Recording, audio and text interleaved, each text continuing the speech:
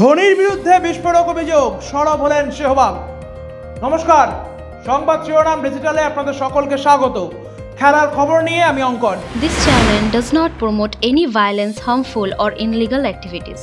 All content provided by this channel is meant for an educational purpose only. প্রায় 10 বছর পর ভারতের প্রাক্তন ওপেনার বীরেন্দ্র সেহবাগ প্রাক্তন অধিনায়ক মহেন্দ্র সিং ধোনির বিরুদ্ধে এক বিস্ফোরক অভিযোগ এনেছেন। তার অভিযোগ, ধোনি তাকে একদিনের ক্রিকেট থেকে অবসর নিতে বাধ্য করেছিলেন।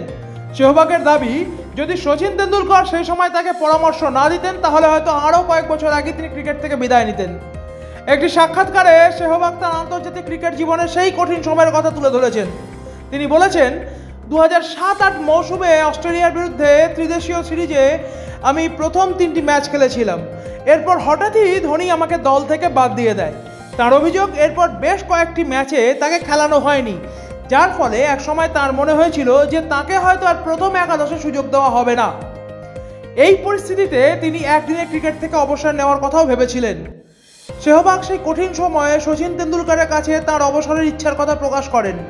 সচিন তাকে আবেগপ্রবণ হতে নিষেধ করেন।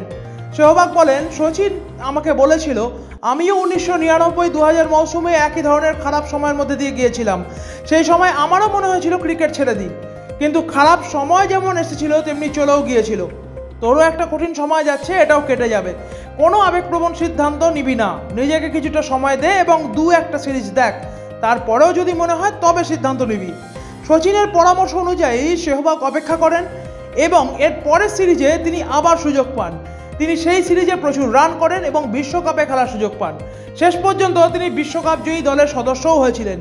2008 সালে অস্ট্রেলিয়ার ত্রিদেশীয় সিরিজে সেহবাগ খুব একটা ভালো ফর্মে ছিলেন না। তিনি 5টি ম্যাচে মাত্র 81 রান করেছিলেন।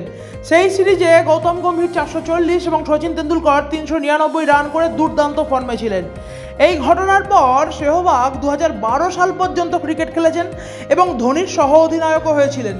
পরে আবার দল থেকে বাদ পড়ার পর ঘরোয়া ক্রিকেট খেলেন এবং অবশেষে 2015 সালে আন্তর্জাতিক ক্রিকেট থেকে তিনি অবসর নেন।